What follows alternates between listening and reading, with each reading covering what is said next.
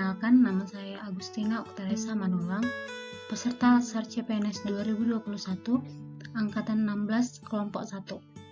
Kali ini saya akan memaparkan mind mapping etika publik yang diampu oleh Bapak Dr. Landus Jumsadi Damanik, SH MHum.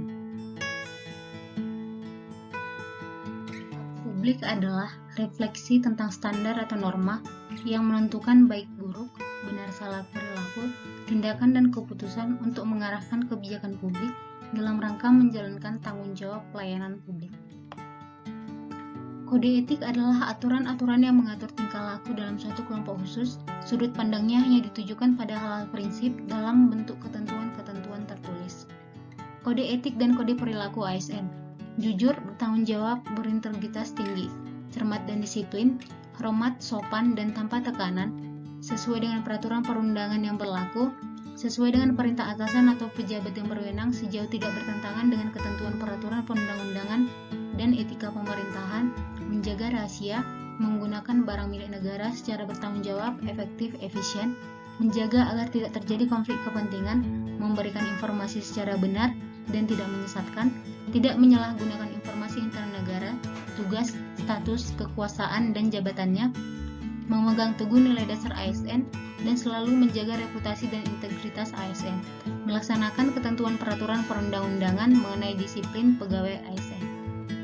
Nilai-nilai dasar etika publik: memegang teguh nilai-nilai dalam ideologi negara Pancasila, setia dan mempertahankan Undang-Undang Dasar Negara Kesatuan Republik Indonesia tahun 1945, menjalankan tugas secara profesional dan tidak berpihak, keputusan berdasarkan prinsip keahlian, menciptakan lingkungan kerja yang non-diskriminatif, memelihara dan menjunjung tinggi standar etika luhur, mempertanggungjawabkan tindakan dan kinerjanya kepada publik, memiliki kemampuan dalam melaksanakan kebijakan dan program pemerintah, pelayanan publik secara jujur, tanggap, cepat, tepat, akurat, berdaya guna, berhasil guna, dan santun, mengutamakan kepentingan berkualitas tinggi, menghargai komunikasi, konsultasi, dan kerjasama, pencapaian hasil dan mendorong kinerja pegawai, mendorong kesetaraan dalam pekerjaan, serta meningkatkan efektivitas sistem pemerintahan yang demokratis sebagai perangkat sistem karir. 3 fokus dalam pelayanan publik.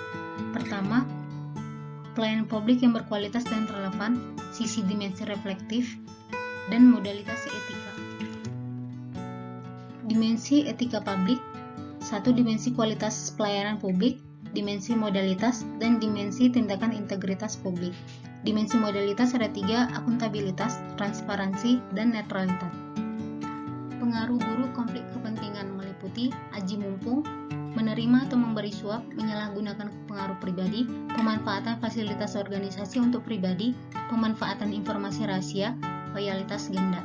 Sumber kode etik sistem administrasi publik meliputi Peraturan Pemerintah Nomor 11 Tahun 1959 tentang Sumpah Jabatan Pegawai Negeri Sipil dan Anggota Angkatan Perang, Peraturan Pemerintah Nomor 21 Tahun 1975 tentang Sumpah Janji Pegawai Negeri Sipil, Peraturan Pemerintah Nomor 30 Tahun 1980 tentang Peraturan Disiplin Pegawai Negeri Sipil, Peraturan Pemerintah Nomor 42 Tahun 2004 tentang Pembinaan Jiwa Korps dan Kode Etik Pegawai Negeri Sipil, Peraturan Pemerintah Nomor 53 Tahun 2010 tentang Disiplin PNS, Undang-Undang Nomor 5 Tahun 2014 tentang Aparatur Sipil Negara.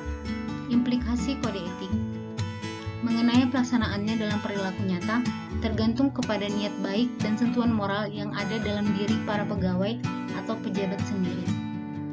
Contoh aktualisasi kode etik PNS: pemanfaatan sumber daya publik, absen sidik jari, penerimaan tenaga honorer, pemberian hadiah dan cenderamata, konflik kepentingan dalam pengadaan, pelantikan wali kota di penjara, terpidana korupsi menjabat kembali, membocorkan rahasia, pengunduran diri pejabat, melanggar hukum, perbuatan tercela, dan kebocoran ujian nasional.